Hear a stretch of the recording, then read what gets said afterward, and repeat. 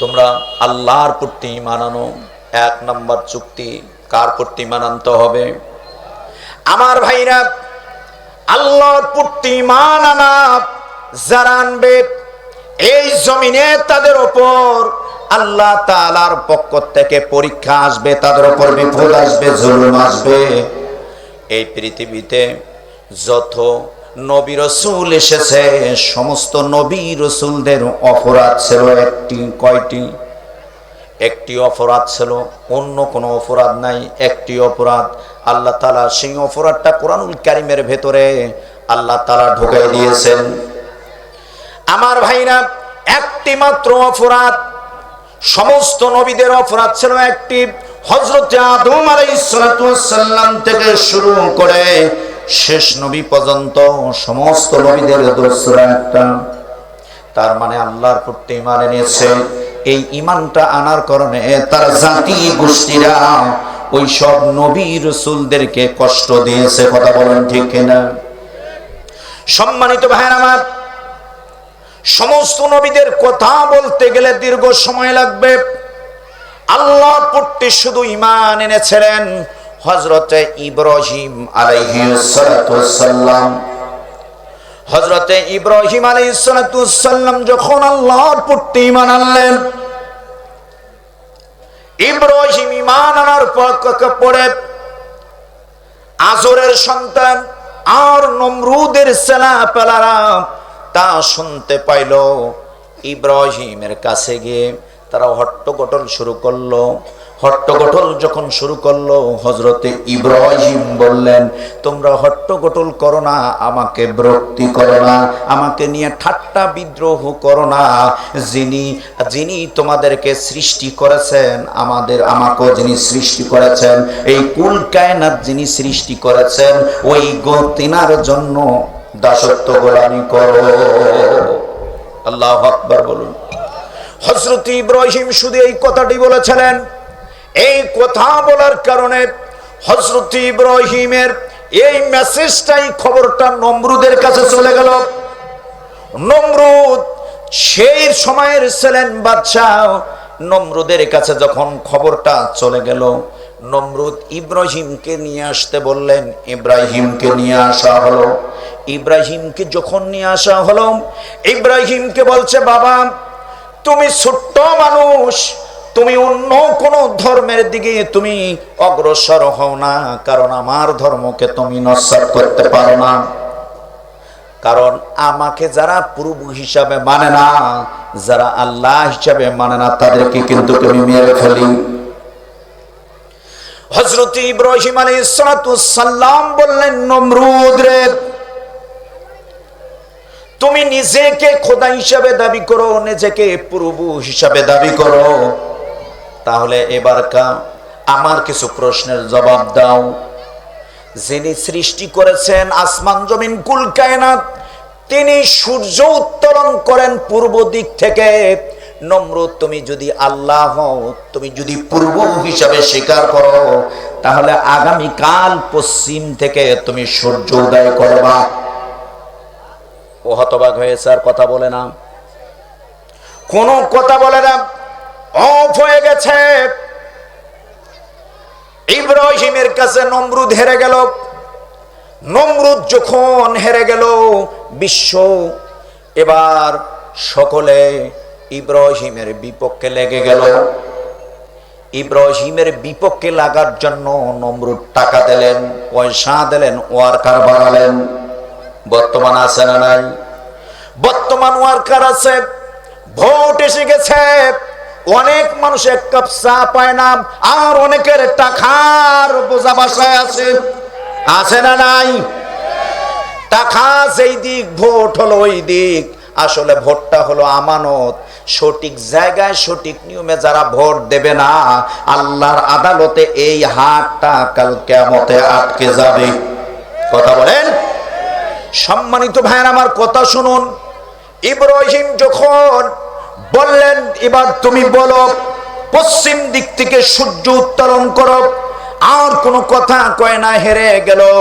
যখন ইব্রাহিমের কাছে হেরে গেল, নমরুদ ধীরে ধীরে তার জনগণকে ডাক দিয়ে বললেন, এই ইব্রাহিম আমাদের ধর্মে লাত্তি মারতেছে, আমাদের ধর্ম নিয়ে বিবাদ সৃষ্টি করছে, অতএব ইব্রাহিমকে এই দুনিয়ায় বাঁচিয়ে রাখা যাবে না, হযরত ইব্রাহিমকে দুনিয়ার থেকে মেরে ফেলতে হবে।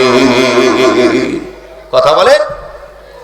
ইব্রাহিম আল্লাহকে শুধু চিনার জন্য তাদেরকে বিভিন্ন দৃষ্টান্ত দিলেন।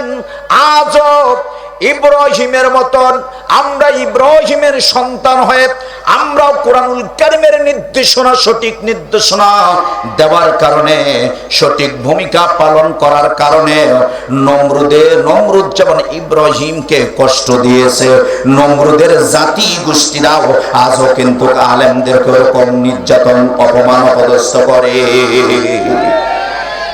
কি করে না? আমার ভাইরা, ইব্রাহিমের কোন দোষ ছিল না, একটি মাত্র দোষ, সেটা হলো আল্লাহর প্রতি ঈমান। সেটা হলো কোরআনুল কারীমের মধ্যে বলছেন, ওয়ামা নাকামু মিনহুম ইল্লা আইয়ুমিনু বিল্লাহিল আজিজিল হামিদ। আল্লাহু আকবার বলুন। অপরাধ ছিল একটি মাত্র অপরাধ নবীদের, অন্য কোন অপরাধ ছিল না। আল্লাহর প্রতি ঈমান আনার কারণে হযরতে ইব্রাহিমকে তারা কঠিন নির্যাতন শুরু করে দিল। এবার নমরুদ কি করলেন? আগুনের কুণ্ড তৈরি করলেন ইব্রাহিমকে মারার জন্য। আগুনের কুণ্ড যখন তৈরি করলেন, ইব্রাহিমকে ওই আগুনের কুণ্ডি ফেলাবার জন্য নিয়ে যাওয়া হচ্ছে। হযরতে ইব্রাহিম আল্লাহ তাআলার কাছে, তার ফেরেশতার কাছে কোনো সাহায্য চাইলেন না। এবার তার মনটা যেন ডেকে উঠলো, আমি যেই আল্লাহর প্রতি ঈমান এনেছি, ওই আল্লাহ যদি আমাকে আগুন থেকে যদি হেফাজত করে, তাহলে পৃথিবীর কোনো মানুষ আমাকে আগুনে পোড়াতে পারবে না। আল্লাহ যদি আমাকে বিপদে ফেলান, গোটা পৃথিবীর মানুষগুলো এক হয়ে আমাকে বিপদ থেকে উদ্ধার করতে পারবে না। পারবে না।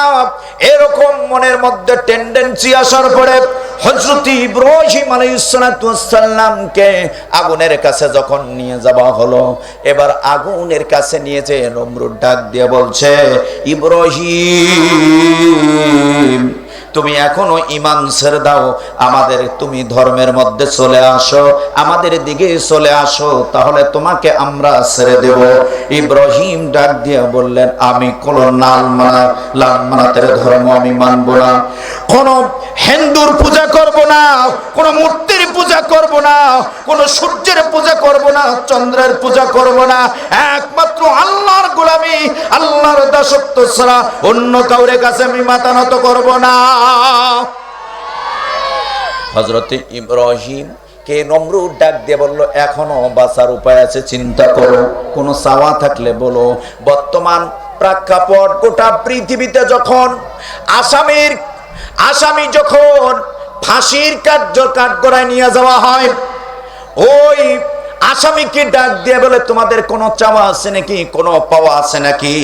যারা কোরআনের সৈনিক, যারা ওই ইব্রাহিমের সৈনিক, যারা দীপ্ত ঈমানের সৈনিক, তারা কোরআন বুকে নিয়ে বলে, আমি পৃথিবীর কোন রাষ্ট্রের কাছে মাথা নত করব না। বর্তমান বাংলাদেশে কিন্তু তাই হয়েছিল, কোন বীর মুজাহিদ মাথা নত করে নাই, ফাঁসিতে ঝুলতে রাজি হয়েছে, কোন নাস্তিকদের কাছে মাথা নত করে নাই। কার সন্তান? ইব্রাহিমের সন্তান যারা হবে, বাতিলের কাছে কোনোদিন মাথা নত করবে না। যেমন ইব্রাহিম বাতিলের কাছে মাথা নত করে নাই, আগুনের কুণ্ডের কাছেও যা মাথা নত করে না। আমার ভাইরা, হযরত ইব্রাহিম আলাইহিস সালামকে যখন আগুনে নিক্ষেপ করা হবে, আল্লাহ রাব্বুল আলামিন আগুনকে নোটিশ করে দিলেন। আগুনকে তাৎক্ষণিকভাবে নোটিশ করে দিলেন, এক সেকেন্ড দেরি হলো না। আল্লাহ রাব্বুল আলামিন বললেন, ইয়া নারু কুনি বারদাও ওয়া সালামান আলা ইব্রাহিম। ধীরে কোন আল্লাহু আকবার। আমার ভাই, আল্লাহ রাব্বুল আলামিন আগুনকে নোটিশ করে দিলেন, হে আগুন, খবরদার, আমার ইব্রাহিমের তুমি এক কাচ্চা পরিমাণ পশম পর্যন্ত পোড়াতে পারবা না, বরঞ্চ তুমি ইব্রাহিমের জন্য ঠান্ডা হয়ে যাও, ফুলের বাগান হয়ে যাও। আল্লাহু আকবার। এবার নমরুদ ডাক দিয়ে বলে, ও আগুন, তুমি ইব্রাহিমকে কেন পুচ্ছ না? এত তুমি তাপো দাও আগুন, কেন তুমি ইব্রাহিমকে পোড়াচ্ছ না? এবার আগুনের জবান খুলে গেল। আগুন বললেন, আমি গোলাম মাকলুক, আল্লাহ হলেন আমার স্রষ্টা, আমাকে অর্ডার করেছেন, পারমিশন করেছেন, এই জন্য ইব্রাহিমকে আমি পোড়াবো না। আমার তেজ আছে কিনা, আমার শক্তি আছে কিনা, আমার পাওয়ার আছে কিনা, নমরুদ তুই আয়। কথা বলেন ঠিক, কথা বলেন।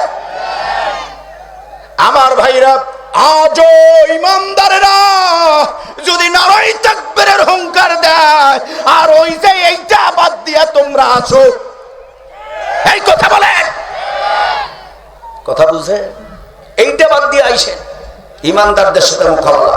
কথা বলে, শুধু নারায়ে তাকবীরের হুঙ্কার দিবে, বাতিলের লেজ কোঠে মামুর বাড়ি যাবার রাস্তা খুঁজে পাবে না। কথা বলে আমার ভাইরা, আছে না নাই?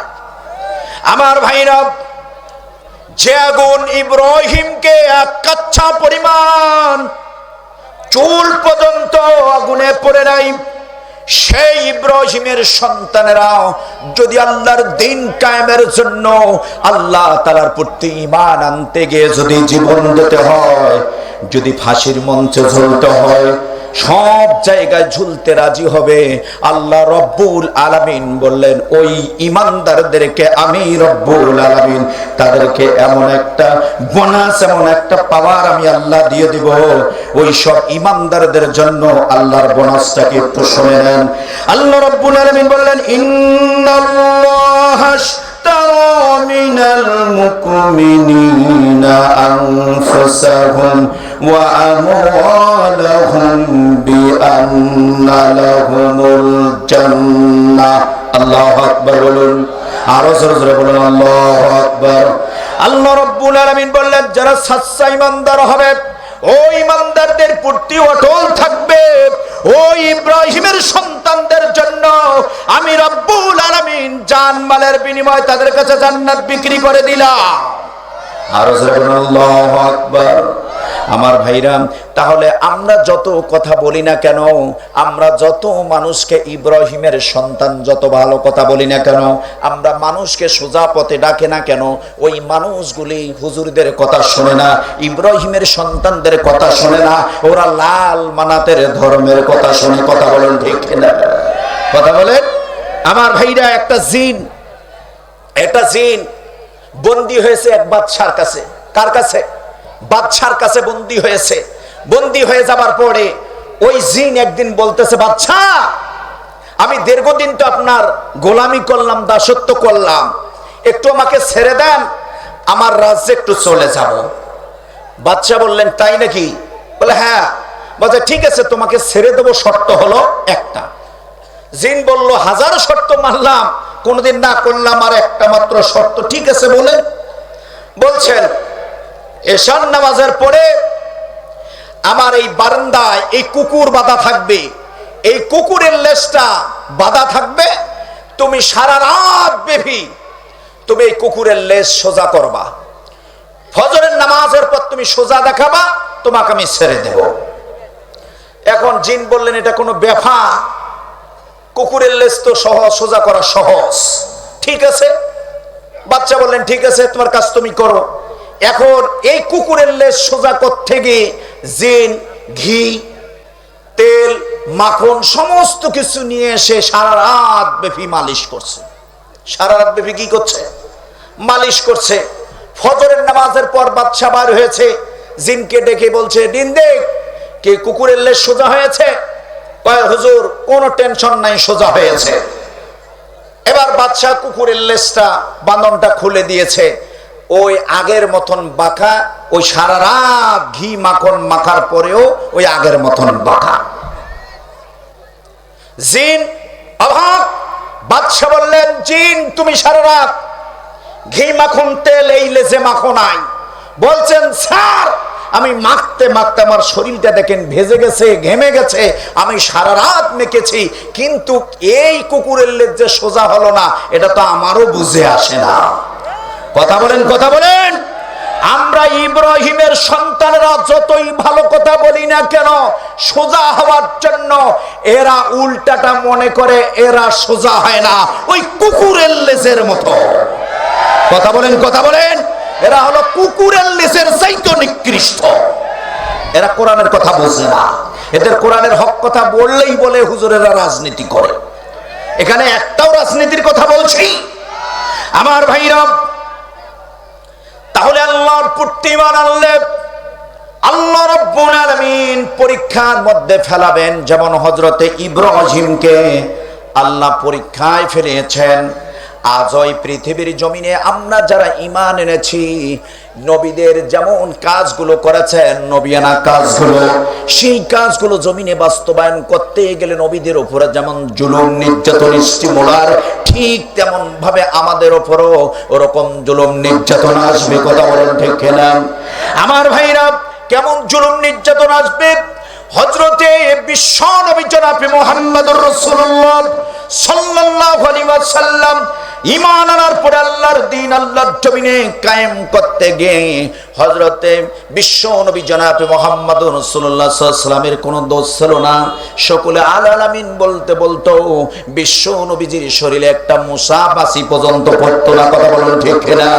এমন নবীজিকে তারা আবু তালিব শিয়াবের জেলখানায় আমার নবীজিকে বন্দী করে রেখেছে। আমার নবীজির দোষ ছিল শুধু একটা, আল্লাহর প্রতি ঈমানের এবং তাওহীদের ঘোষণা দেওয়ার কারণে আমার নবীজির উপর তারা শত জুলুম নির্যাতন চালিয়েছে। কথা বলেন। আল্লাহ রাব্বুল আলামিন বললেন, ওয়ালা নাবলুওয়ান্নাকুম বিশাইয়্যিম মিনাল খাউফি ওয়াল জুই ওয়া নাকসিম মিনাল আমওয়ালি ওয়া আনফুসি ওয়াস সামারাতি ওয়া বাশশিরিস সাবিরিন। আমি ঈমানদারদেরকে পরীক্ষা করব, তাদের ফলাদি দিয়া, তাদের সন্তান আদি দিয়া, তাদেরকে মিথ্যা হামলা মামলা জেল জরিমানা দিয়া আমি আল্লাহ পরীক্ষা করব। এই পরীক্ষার মাঝে তারা যদি সফল হয়, আমার আল্লাহ তাআলা নবীজিকে বললেন, নবীজি বলে দেন অবাশশিরিস সাবিরিন, এরা হলো প্রকৃত আমি রব্বুল আলামিনের কাছে ঈমানদার। আরো জোরে বলুন সুবহানাল্লাহ। আমার ভাইরা, তাহলে বিশ্ব নবী জনাব মুহাম্মদুর রাসূলুল্লাহ ঈমান আনার পরে তার কাজ ছিল আল্লাহর জমিনে আল্লাহর দ্বীন কায়েম করতে গিয়ে আমার নবীজির উপর জুলুম এসেছে কি এসে নাই? আমার ভাইরা, যত তাগুতি শক্তি আছে সমস্ত তাগুতি শক্তিগুলোকে বিদায় করার জন্য আমার নবীজিকে আল্লাহ রাব্বুল আলামিন পাঠিয়েছেন। আল্লাহ রাব্বুল আলামিন কোরআনুল কারীমের ভেতরে বললেন, হুয়াল্লাযী আরসালা রাসূলাহু বিল হুদা ওয়া দীনিল হাক্কি লিইয়ুযহিরাহু আলাদ দীনি কুল্লিহি ওয়ালাউ কারিহাল মুশরিকুন। আর আল্লাহু আকবার। আমার ভাইরা, আল্লাহ রাব্বুল আলামিন নবীজিকে বললেন, নবী হে, তুমি ঈমান এনেছো, এবার আমার দ্বীন কায়েম করার জন্য তোমার কাজ হলো মানুষের তৈরি করা যতগুলো মতাদর্শ আছে, যতগুলো বিধান আছে, যতগুলো মত আছে, সমস্ত মত আর পথগুলো, বিধি বিধানগুলো লাত্তি মেরে ফেলে দিয়া আমার জমিনে আমার দ্বীন কায়েম করতে হবে। এতে কাফের বেঈমানদের অন্তঃকরণে যতই জ্বালা যন্ত্রণা হোক। কথা বলেন, কথা বলেন। আমার ভাইরা, বিশ্ব নবী সাল্লাল্লাহু আলাইহি ওয়াসাল্লাম আল্লাহর জমিনে আল্লাহর দ্বীন কায়েম করতে গিয়ে আমার নবীজিকে অসংখ্য যুদ্ধের মধ্যে কি হয়েছে, অংশগ্রহণ করতে হয়েছে। আমার ভাইরা, সমস্ত সাহাবায়ে কেরামরা যুদ্ধের মধ্যে অংশগ্রহণ করেছেন। অনেক যুদ্ধের মধ্যে আমার নবীজি মার খেয়েছেন, শরীর থেকে রক্ত ঝরেছে, সাহাবায়ে কেরামরা শহীদ হয়েছে, সাহাবায়ে কেরামরা বিদায় হয়েছে, কিন্তু আমার নবীজি এক বিন্দু পরিমাণ ধরে সরে যান নাই। কথা বলেন ঠিক কিনা? আজও যদি এই জমিনে আল্লাহর দ্বীন কায়েম করার জন্য, আল্লাহর দ্বীনে, আল্লাহর জমিনে আল্লাহর দ্বীন প্রতিষ্ঠা করার জন্য যদি যুদ্ধের ময়দানে ডাক আসে, সাহাবায়ে কেরামদের মতন যুদ্ধের ময়দানে ঝাঁপিয়ে পড়তে হবে।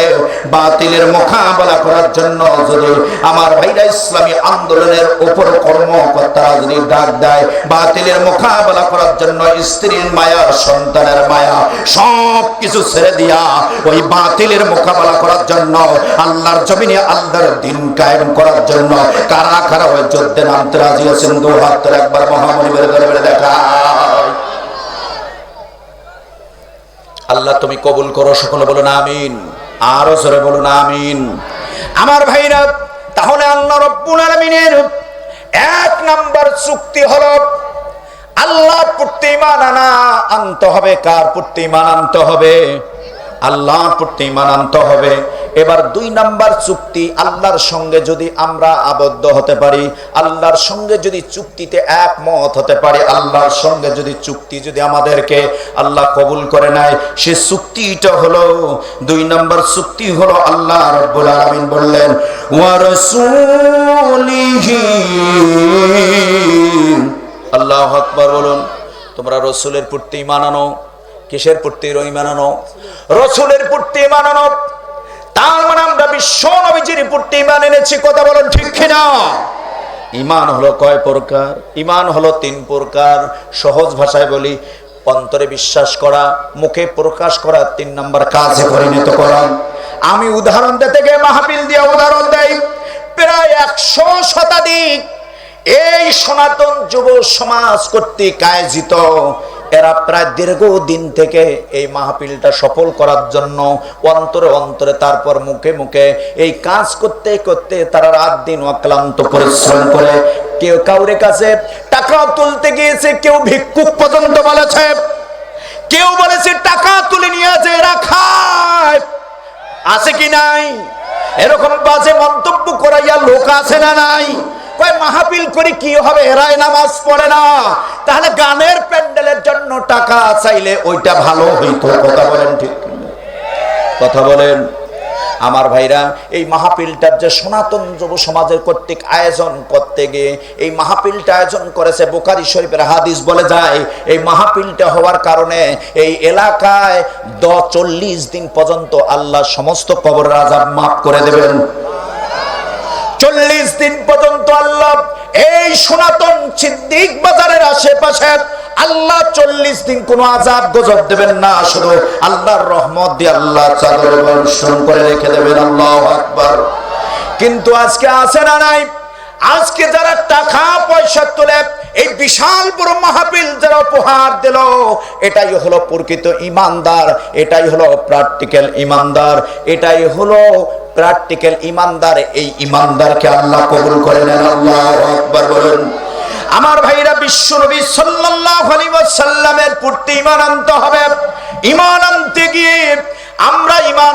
গিয়ে আমাদের উপর যেমন জুলুম নির্যাতন চলছে, সাহাবায়ে কেরামদের উপর তেমন জুলুম নির্যাতন চলছিল। কথা বলেন ঠিক কিনা? আমার ভাইরা, বিশ্বনবী সাল্লাল্লাহু আলাইহি ওয়াসাল্লামের উপর ঈমান আনার পরে আল্লাহ রাব্বুল আলামিন কোরআনুল কারীমের আয়াতে কারিমা নাযিল করে দিলেন, ওয়া মান লাম ইয়াহকুম বিমা আনজালাল্লাহু ফাউলাইকা হুমুল কাফিরুন। ও নবীজি, ওদেরকে বলে দাও যারা আল্লাহর নাযিলকৃত বিধান দিয়া বিচার ফয়সালা করে না, সমাজ পরিচালনা করে না, রাষ্ট্র পরিচালনা করে না, নবীজি ওরা আমার দলিল দিয়া কাফের। এই কথা বলেন না কেন? কাফের। আজ বাংলাদেশ গোটা পৃথিবীতে আল্লাহর কোরআন দিয়ে কি বিচার আছে? আছে আছে আছে। তারা আল্লাহর কোরআন দিয়ে বিচার নাই, তারা আল্লাহর দলিল দিয়া তারা কাফের। কি কাফের না? আমার ভাইরা, আজ যদি মিজানুর রহমান জিহাদি এখানে যদি বলা হয় গোটা বাংলাদেশের সমস্ত মানুষগুলোকে যদি আমি কাফের বলে আখ্যায়িত করি, তাহলে কিন্তু আমাকে কিছুক্ষণ পর ধরা হবে।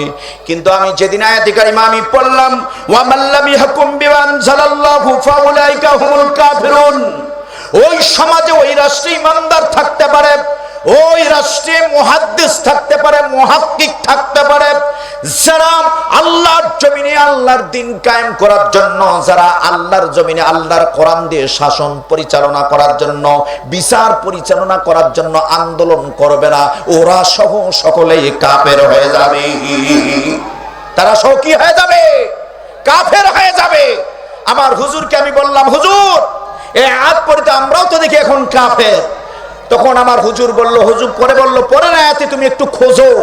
পরে আয়াতগুলো বলে দিল, বলল এই আয়াতগুলো হবে যারা দিন কায়েমের আন্দোলন করবে, আল্লাহর জমিনে আল্লাহর কোরআন দিয়ে বিচার পরিচালনা করার কার্যক্রম চালু করতে চায়, আল্লাহ তাদেরকে মাফ করে দিয়ে দেবেন। আল্লাহু আকবার বলুন। লিল্লাহে তাকবীর। প্রধান বক্তার আগমন, প্রধান বক্তার আগমন। লিল্লাহে তাকবীর। সম্মানিত ভাইরা আমার, যেহেতু প্রধান মেহমান এসেছেন, প্রধান মেহমানকে বসে রেখে কথা বলা আমার জন্য এটা শোভনীয় বিষয় হবে না। তবে একটি কথা না বললে নয়, এতক্ষণ 60 পাওয়ারি বাল্বের খুব আলো ছিল। কথা বলেন, 60 পাওয়ারি বাল্ব এই প্যান্ডেলটাকে কন্ট্রোল করে নেওয়ার একটা টার্গেট ফিল আপ ছিল, কিন্তু এই 60 পাওয়ারির উপরে 1000 পাওয়ারি বাল্ব আসলে এই টার্গেট আর ফিল আপ হয় না। ওই 1000 পাওয়ার বাল্ব গোলা এলাকায় আলোকিত করে নেয়। কথা বলেন ঠিক কিনা? সেই গোলাম রব্বানী ভাই হলেন 1000 পাওয়ারের বাল্ব, আমি হলাম 60 পাওয়ারি বাল্ব।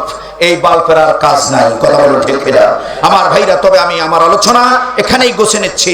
2 নাম্বার, আল্লাহর সঙ্গে যারা ব্যবসার চুক্তিতে আবদ্ধ হবে, নবীজি এবং রাসূলদের উপর ঈমান আনতে হবে, সার্বভৌমত্বের প্রতি ঈমান আনতে হবে, আল্লাহর কিতাবের প্রতি, ফেরেশতার প্রতি, নবী রাসূলদের প্রতি ঈমান আনতে হবে। কথা বলেন। 3 নাম্বার হলো আল্লাহর সঙ্গে চুক্তি। বলবো আমার ভাইরা, 3 নাম্বার চুক্তিটা হলো আল্লাহ তাআলা চমৎকার করে বললেন, ওয়াতুজাহিদুনা ফি সাবিলিল্লাহ।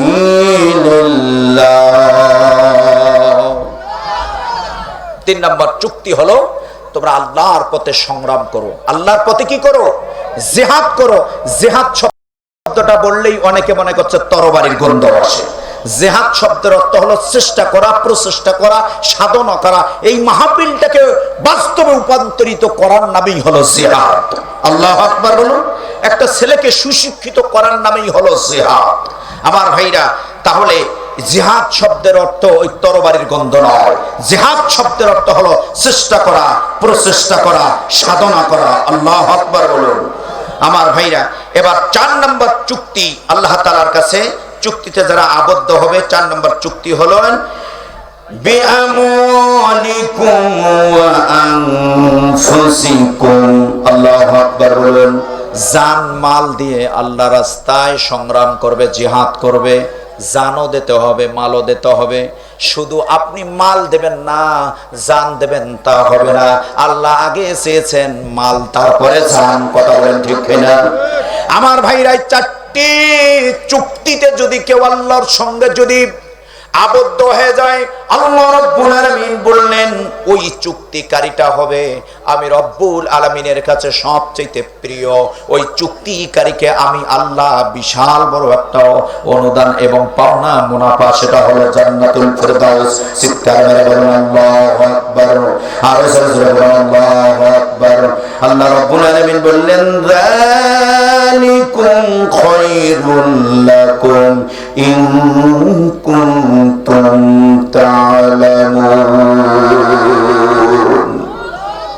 এটা তোমাদের জন্য উত্তম, কল্যাণকর যদি তোমরা বুঝো। আল্লাহু আকবার বলুন। সম্মানিত ভাইরা আমার, আসুন আমরা সকলে মিলে আল্লাহ রাব্বুল আলামিনের সাথে 4টি চুক্তিতে আবদ্ধ হয়ে এই জীবনকে পরিচালনা করি। পরিচালনা করার আল্লাহ তৌফিক দান করুক। এই 4টি চুক্তি আমরা বাস্তবায়ন করতে গিয়ে যত মোকাবেলা করতে হয়, যত বিপদ আসুক, সমস্ত বিপদকে মোকাবেলা করে আল্লাহর জমিনে এই 4টি চুক্তিকে আমরা বাস্তবায়ন করে, রূপান্তরিত করে দুনিয়া থেকে বিদায় হওয়ার আল্লাহ আমাদেরকে তৌফিক দান করুন। কথা বলুন ঠিক কিনা আমার? শুধু তাই নয়, এই 4টি চুক্তি আবদ্ধ হতে গিয়ে যদি বাতিলের মোকাবেলা করতে হয়, মোকাবেলা যদি শামিল হতে হয়, তারপরে আমরা শামিল হব।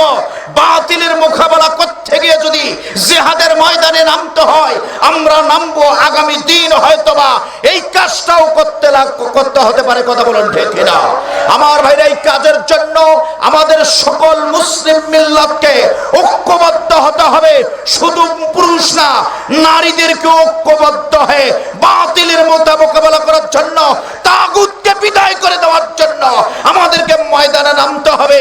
এইরকম ডাক আসলে আর একটা বার আল্লাহ তাআলার কাছে ওয়াদা দেই, কারা কারা ময়দানে নামতে রাজি আছেন? দু হাত তুলে মহামনিবের দরবারে দেখা।